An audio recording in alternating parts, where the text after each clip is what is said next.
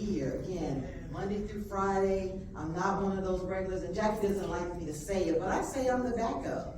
But the thing about being the backup is when you know who God called you to be, because when I pray and I ask God to use me, when you ask God to use you, you don't get to decide how He uses you. Come on. I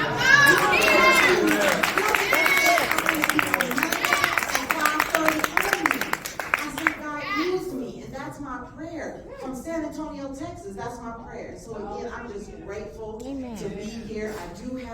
I know we're talking about overflow, but the thing about overflow, it starts with you. Before you can overflow, you have to start with you. And so I wanted to specifically talk about the rise and as it relates to you as an individual, right? And so I use my little notebook. I don't give the technology demon no place. I just use my paper and my pen. I'm a note taker. I believe that because when I seek God for something to say, because that's the other thing when they say, oh, she's ready, but I always ask God first. I always say, okay, God, do you have anything for me to say? Because I never want to come and bring me. Because again, it's not about me. If God is using me, then He has something He wants me to say. So I stay ready. Where I'm from, it's like you just stay ready because you don't know when. So again, I never want to just come up here and say anything. So I like to be a prepared person that comes. And so rise, recognize. You have to recognize and realize who you are and what you like and don't like. We so oftentimes are worried about what people think and what people say. But do you even know what you like? Do you even know who you are? Do you even know what you don't like? Or are you just the person going along to get along? I used to be the people pleaser. I was the go along to get along. I don't want to make no waves. I'm non-confrontational. So I'm going to just go along to get along. But the problem with going along to get along is you don't know who you are. You don't know what you like and what you don't like. And then when you do know, you're too scared to say, no, I don't want to do that. Or no, that's not what I want, because you go along to get along. And so we have to know who we are. You have to know what you like and what you dislike. Who do you want to be? Yes, God has called us to be something, but who do you want to be? You have to know who you are and who you want to be, and then God will do the rest. God already put a seed in us. God already knows who He called you to be, but you have to know. You have to get on board. God is just waiting on us to get on board. He's like, I already know what I want you to do. I'm just waiting on you to make a decision. And so it starts with you in making that decision. Choose ye this day. Hey. All right? You have to make the decision. And a lot of times we won't make the decision. I'm scared to make the decision because what if it's wrong? But what if it's right? Here's the thing, until you make the decision, you're not going to know whether it was right or wrong. But we have to make that decision. Then you'll be able to recognize any triggers, right?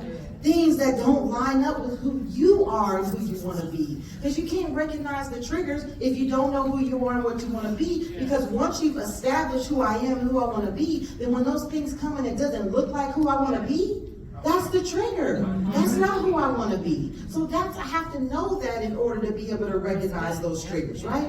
And then from that, we have to create and set boundaries. Because the thing about a trigger is once you recognize the trigger, now what do I do when the trigger happens? I need to set those boundaries. I need to know that it's a trigger, and then I need to set the boundary. And so when we talk about that ignite, right? Ignite that plan.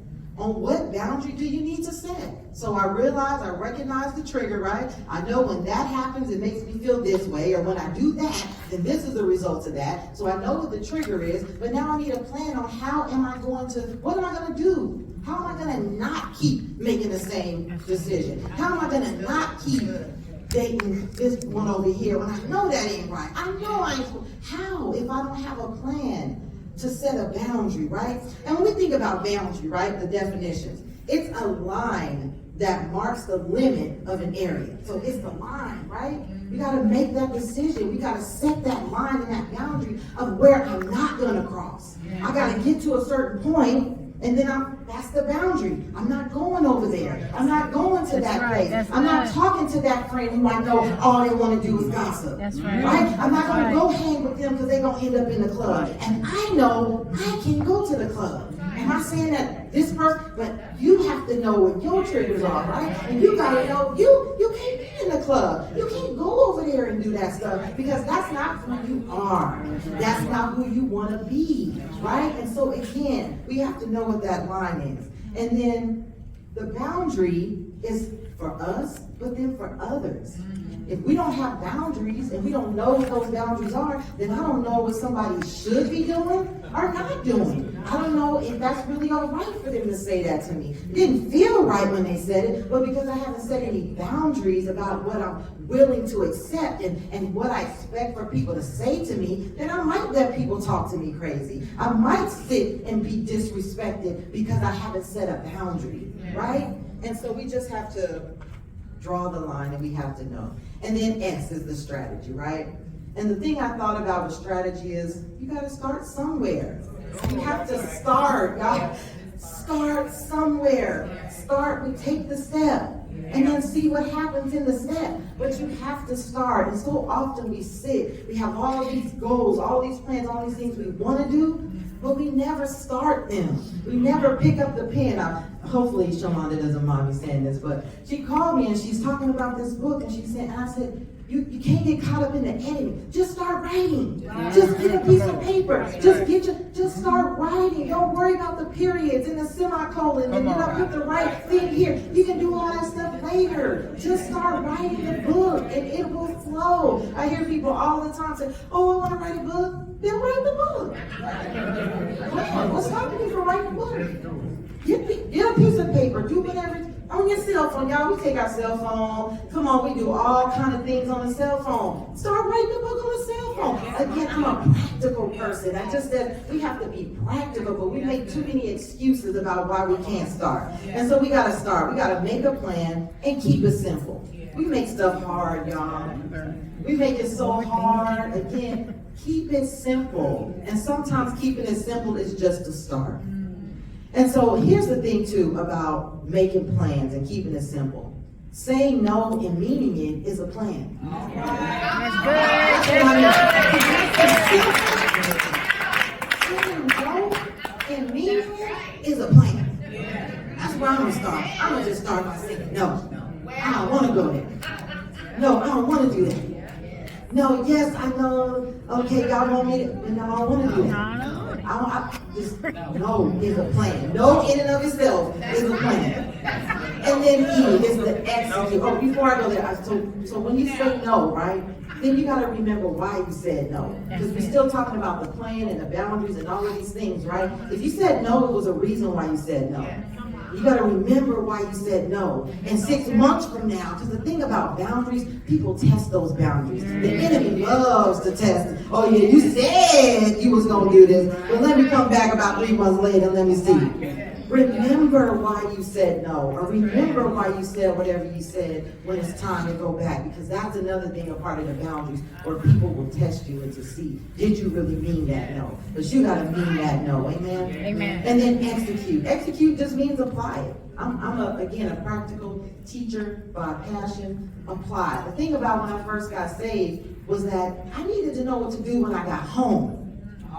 Like, okay, we all feel good in here, the music, the worship, but what do I do when I go home? And so that's the thing about executing, is being able to apply whatever I'm learning here, whatever I'm writing down, the notes that we take. Go back and read the notes. And then read them again if you have to. The thing I love about the Reunited Prayer is you can watch the replay. Yeah. You don't have to catch it live. A lot of times, I'm 2 hours ahead, I have to do other things, but I go back and watch the replay. The thing about the replay, too, y'all, you can pause it. Yeah. You can pause it. Yeah. And then you can take your notes. And then you can unpause it. Or you can go back and listen to that again. I'm thinking about she listens to the prayers. But you can pause, y'all. That pause is good. The enemy don't want you to know that you can pause it. Right? Oh, I didn't catch that. What did she say? I'm grateful, too, for those that put the scriptures in the comments, right? Yeah. Sometimes, and even when I'm doing it, we say it so fast. You're like, what was that scripture? And then you have somebody put the scriptures in there. But y'all to replay. Apply what you're hearing. That's good. Daily. You need to apply something daily. If it's just reading a scripture daily. If it's, oh, I'm just going to go back and watch the replay daily. We have to be able to apply this daily.